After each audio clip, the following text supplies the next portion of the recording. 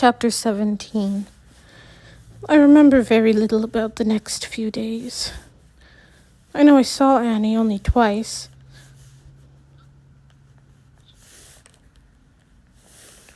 And both, it has to say times and not rhymes. And both rhymes. Okay, I swear to God it says rhymes, so I'm just going to read it that way. It says R-I-M-E-S. R-I-M-E-S. Okay, maybe that's an older time language for some word, I don't know. And both rhymes. We were stiff and silent with each other, as if all the fears, all the barriers were back between us. The long, thin, white envelope came on Saturday, when Chad and I were home watching a Mets game. Chad went down for the mail during a commercial. I was sitting there, idly wondering if they were ever going to rewrite the stupid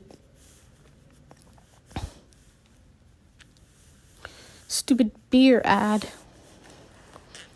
I was suffering through for the millionth time.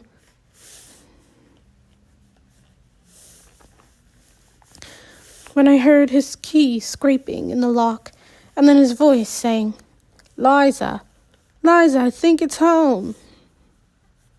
He handed me the envelope from Foster, and I swear he was more scared than I was. He hadn't said much about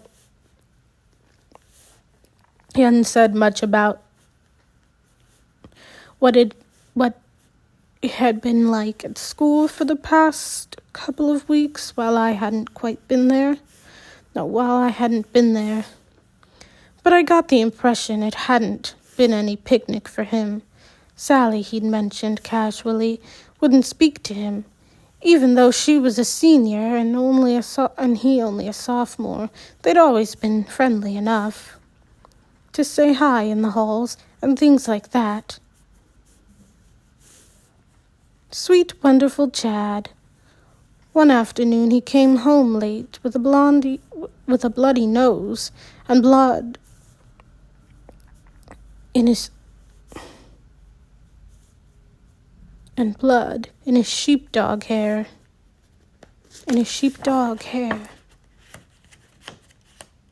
Damn. He ran straight to Dad. He wouldn't speak to me.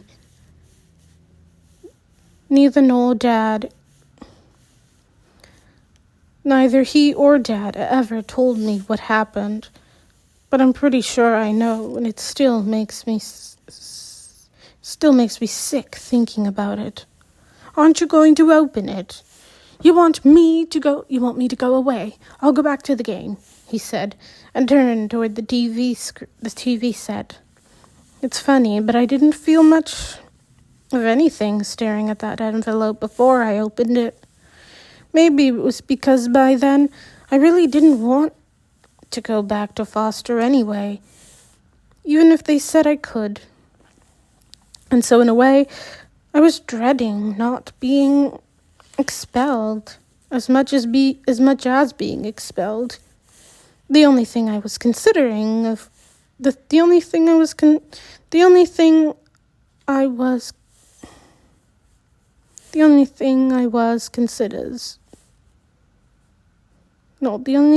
conscious of worrying of was MIT, and whether the trustees would notify them if they expelled me, and what reason that they'd given. There was a roar from the TV set. The Mets had just gotten a home run. Chad didn't roar, though, and you can usually hear his shouting halfway down the hall outside our apartment. I stuck my finger under the flat of the envelope, and it opened so easily. I hoped it hadn't come ungloved on the way, and that the letter hadn't fallen out in front of everyone at the post office. Dear Miss Winthrop,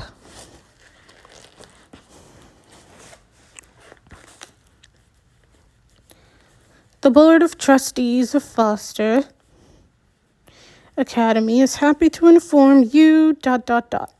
Chad, I said, it's okay. Chad threw his arms around me and shouted, hooray! Then he stepped back, and I must have looked pale or something because he sort of eased me down into Dad's chair and said, hey, Liza, you want some water or aspirin or something? I shook my head, but he got me some water anyway, and after I'd drunk some of it, he said, aren't you going to read the rest of the letter? You read it, I said. Sure. I nodded. So Chad read out loud, Dear Miss Winthorpe, the Board of Trustees of Foster Academy is happy to inform you that after due deliberation relative to the disciplinary hearing held on April 27th of this year, we have found no cause for action of any kind in your case, disciplinary or otherwise. Mrs. Poindexter has agreed. Mrs. Poindexter has agreed that you will continue in your position of Student Council President. No account of the hearing will appear on your record, and no one will be sent to any college, and none will be sent to any college to which you have applied or at this point have been accepted. That, with all good wishes for the future, sincerely, John Turner, Chairman. There's a separate little slip, too, Chad said, holding it up, saying you can go back to school on Monday. I can't wait, I said dryly. Lies? He looked very puzzled. Liza, does it mean, does it mean you weren't, but I thought, Oh, God, Chad, was all I could say. And then I went out of the room to call Annie, leaving my poor little brother even more bewildered than before. After I called Annie, I tried several times to call Miss Stevenson and Miss Widmer, but wasn't able to reach them. I tried again on Sunday, and Annie and I even talked about walking over there, but Annie pointed out that it might be more sensible not to let anyone, especially Miss Baxter, see us there at least until everything had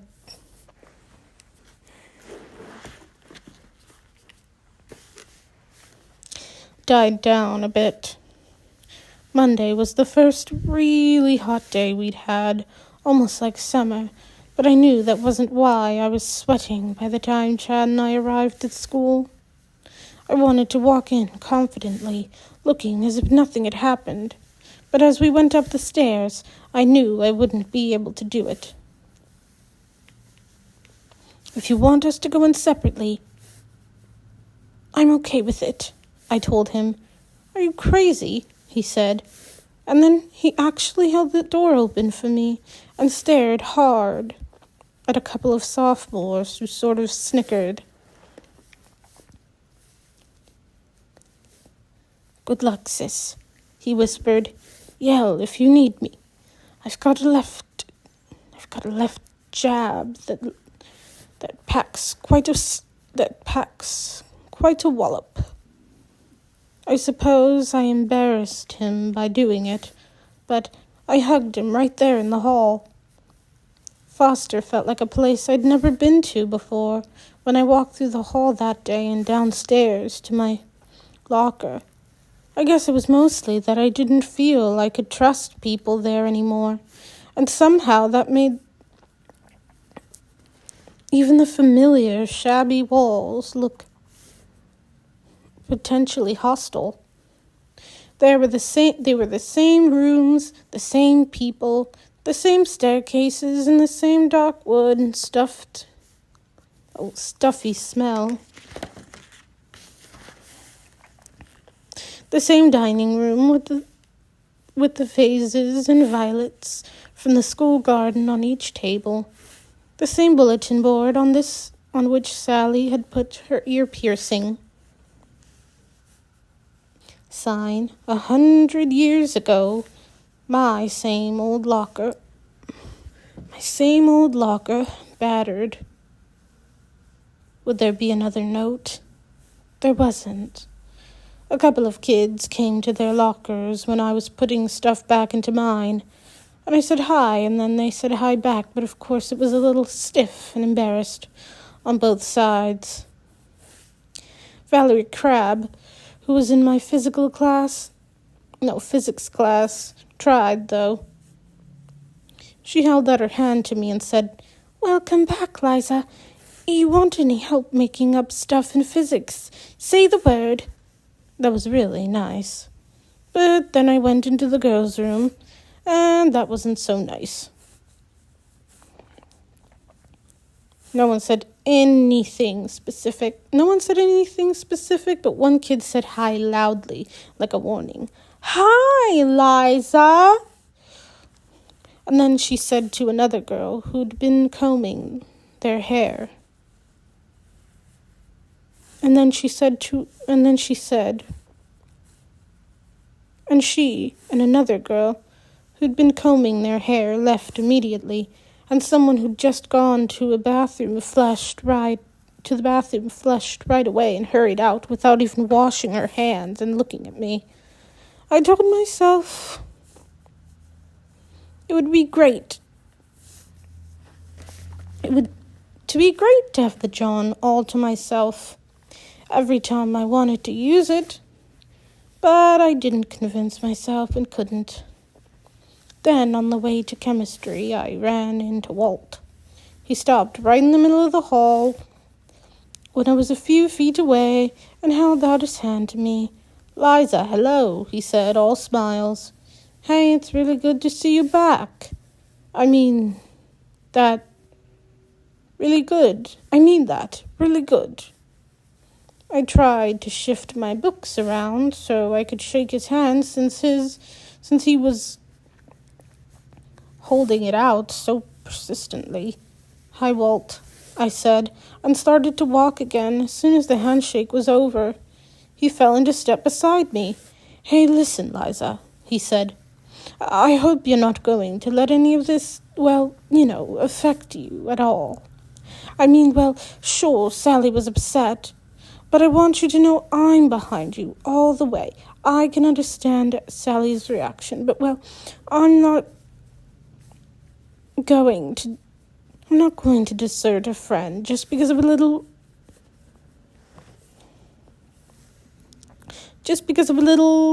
sex problem or anything. I mean, the way I figure it, it's just like any other handicap. Luckily, we'd just reached the lab by then, and luckily, Walt's first period class was Latin, not chem.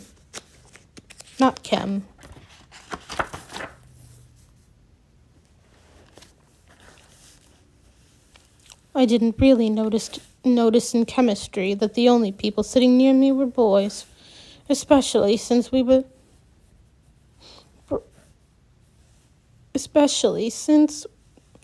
we were broke to do an experiment, my lab partner, who was a very intense, brilliant girl named Zelda, who was going to be a doctor, and who hardly ever smiled, began asking me questions. She started, innocently enough, saying, "Welcome back, Liza. I mean that sincerely." I thanked her, trying not to make it as big of a thing as she was, and started trying to figure out how many pages to skip in my lab notebook. to allow for experiments that I'd missed and have to make up. Zelda was setting out apparatus, not looking at me. But then she said in an odd sort of choked voice, "If you'd like to talk about it any time, Liza, I'll be glad to listen." I looked up then, and when I saw her face,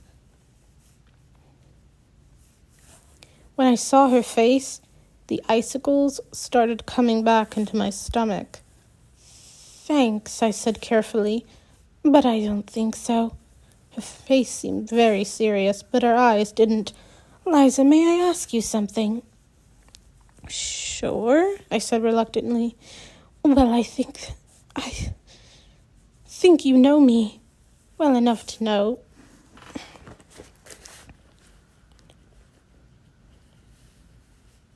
This isn't out of any prurient interest or anything, right? The icicles in my stomach got colder. I shrugged, feeling trapped. "Well," Zelda began, "since I'm going to be a doctor and all." It was at this point that I realized there were several other kids, mostly girls, but a few boys, too, clustered around our table, as if they were all suddenly coming over to borrow a test tube or ask a question, but there were just too many of them for that. Zelda went right on talking, as if they weren't there, but I could see she was very aware of them. "I just wondered," she said smoothly, "if you could tell me, from a scientific standpoint, of course, just what it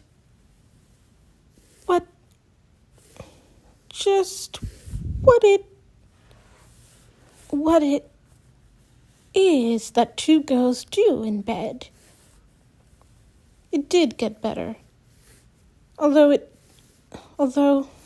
too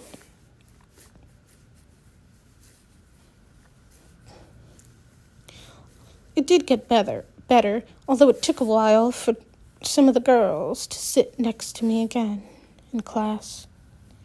That was funny in a way. At Foster, we didn't have assigned seats. And as I said, I really didn't notice it was chemistry that first morning, but by afternoon it had become pretty obvious. When I realized what was going on, I purposely arrived a little late to my classes, so I'd get to choose who I sat next to.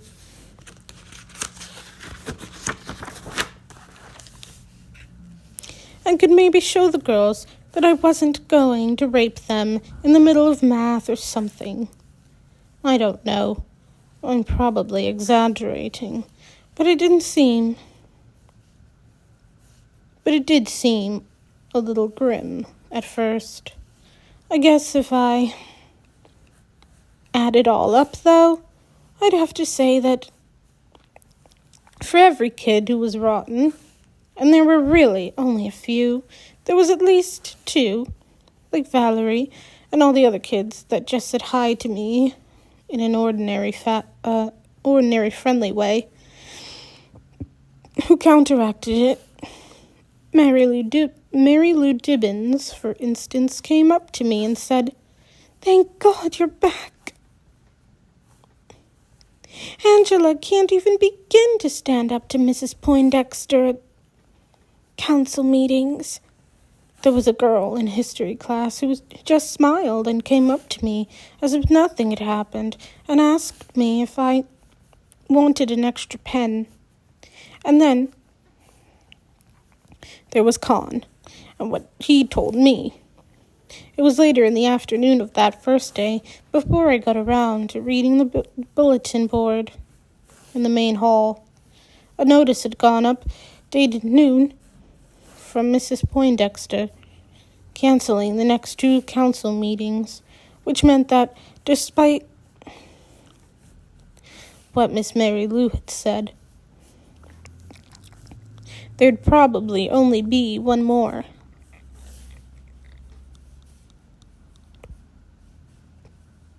I'd preside at, since finals were coming up soon.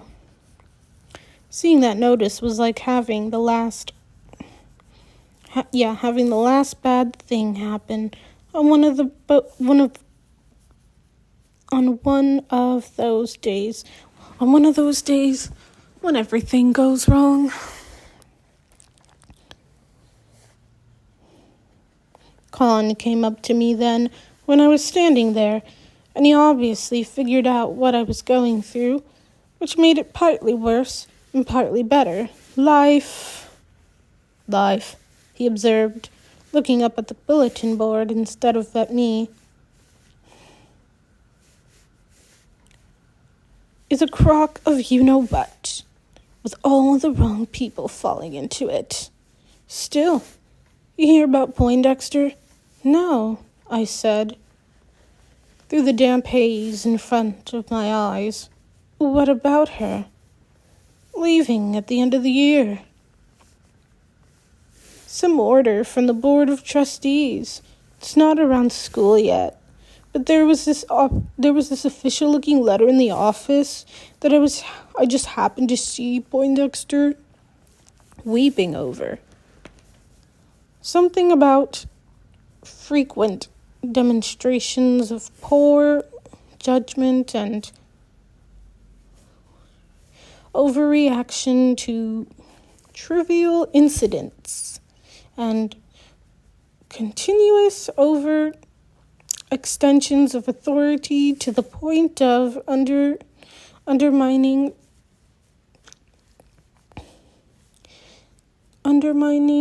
democratic principles. Also,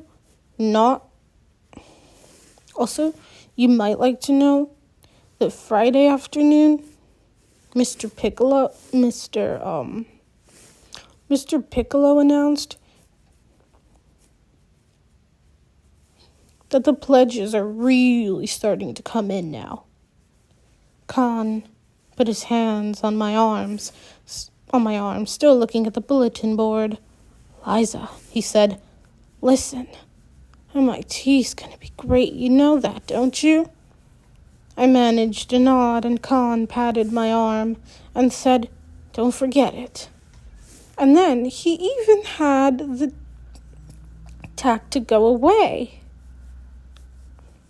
And I still stood there.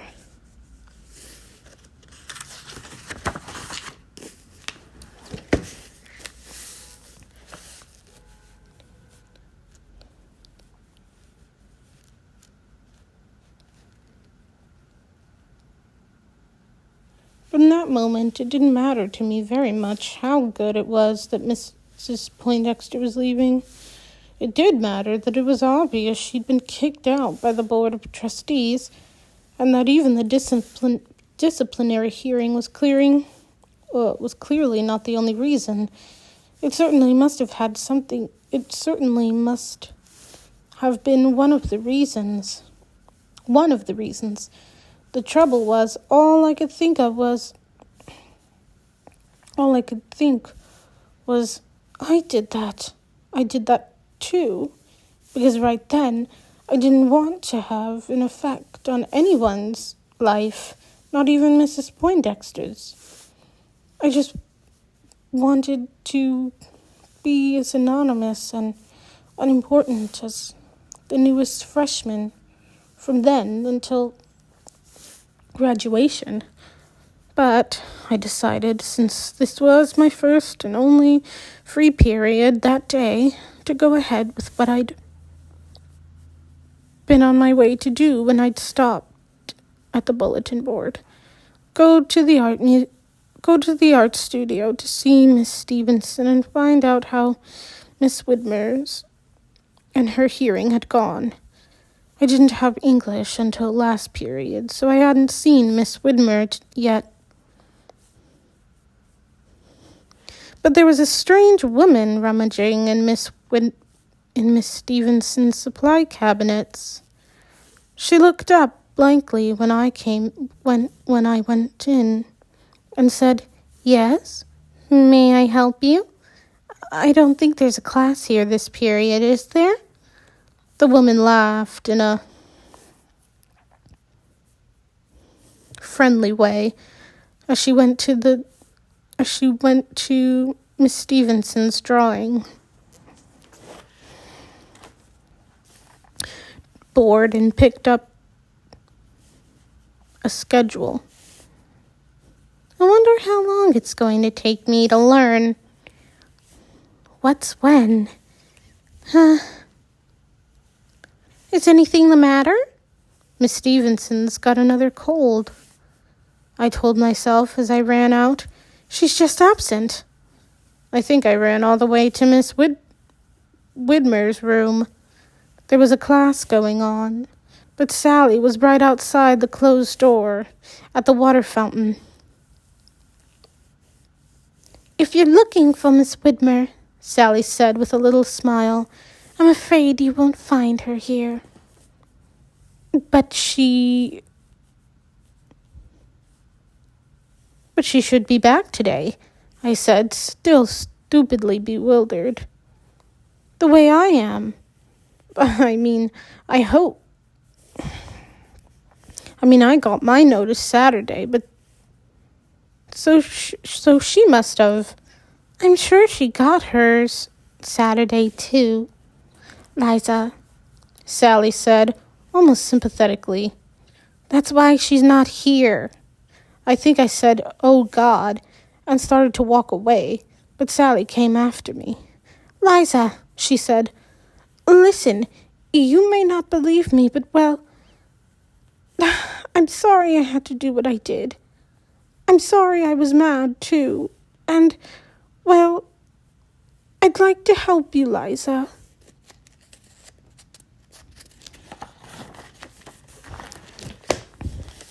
Walt knows of this really good doctor. A shrink, I mean. I tried to brush her away, and I probably said something terse, like, "I don't need your help," but she hung on.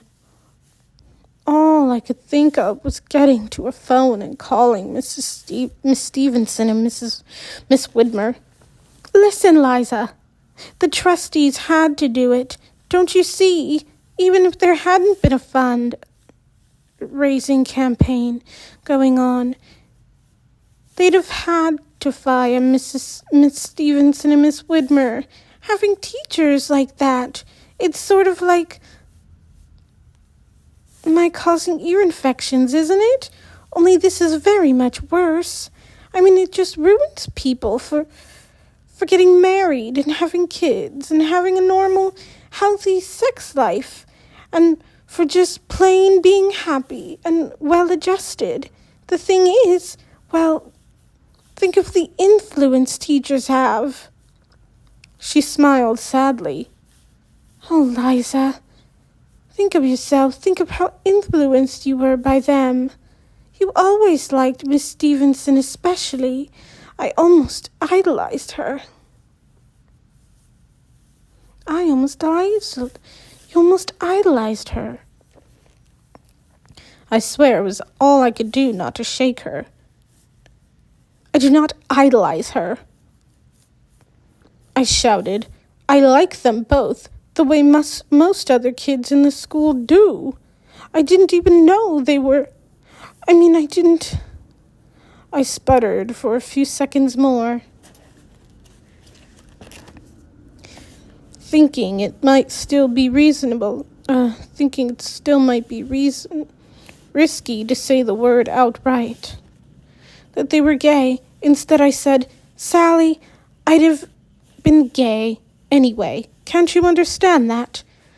I was gay before I knew anything about them." Then I heard myself saying, "I was probably always gay. You know, I never liked boys that way. Gay, Sally said softly. Oh, Liza, what a sad word. What a terribly sad word. Miss Baxter said that to me, and she's right. Even with drugs and liquor and other problems like that, most of the words are more honestly negative. Stoned, drunk, out of one's mind. I think it was at that point that I did take hold of Sally's arm, not to shake her, but just to shut her up. I remember trying to keep my voice from breaking. It's not just a problem, I said. It's not negative. Don't you know that it's love you're talking about? You're talking about how I feel about another human being and how she feels about me, not about some kind of disease you have to save us from. Sally shook her head. No, Liza, it isn't love. It's immature, like a crush. Or a sort of mental problem, or maybe you're just scared of boys. I was too, sort of, before I knew Walt. She smiled, almost shyly.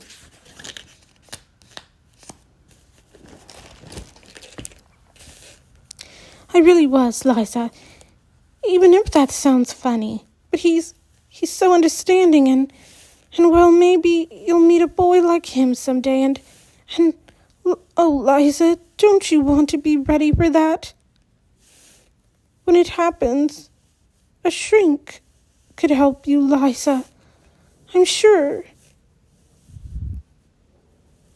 Why, they said at the hearing that... I stared at her. Were you at the hearing? Why, yes, she said, looking surprised. At Miss Stevenson's and Miss Widmer's hearing. I thought you knew. I came in just as you and your parents were leaving. I was going to speak to you. At your part too, but then they thought I shouldn't. Since I'm in your class, we've been friends and all, and I agreed. But Mrs. Poindexter wanted me to talk about what kind of influence Miss Stevenson and Miss Widmer had on the students, on you especially. And you said... Well, I had to tell the truth, didn't I? I told them that you idolized them. Because it's true, Liza. I don't care what you say. You certainly idolized Miss Stevenson. And I said that maybe you thought anything they did was fine. And that you sort of, well, want to be like them. And all... Oh, God, I said, running through my head. It's snowing, Annie.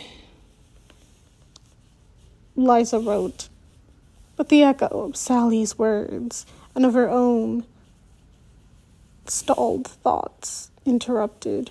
Running through my head was, what? She wrote again, groping. The snow here on the campus is so white, so pure. Once when I was little, did I ever tell you this?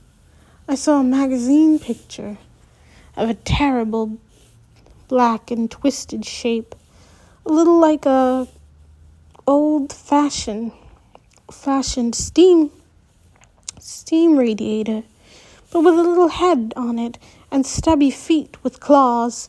Someone made my mother, said jokingly. See, that's... Someone made my mother. Someone... Maybe my mother said jokingly.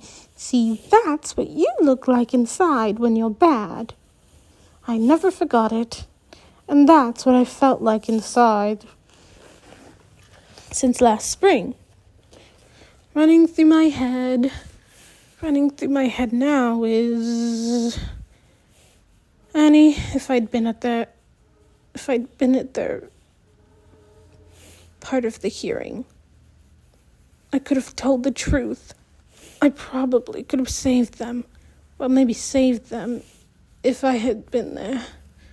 And even at my own hearing, I might have been able to help them.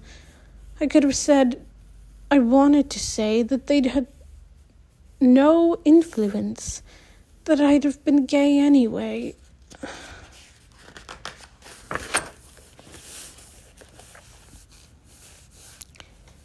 Liza put on her jacket. She went outside and stood on the deserted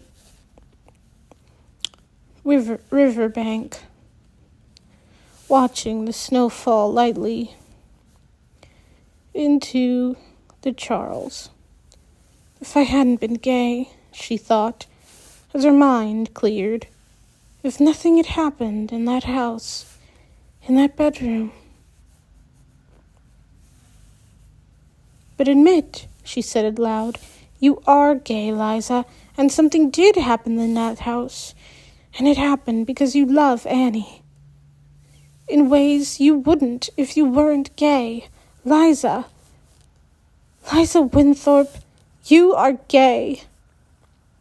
Go on from that, Liza, she told herself, walking now.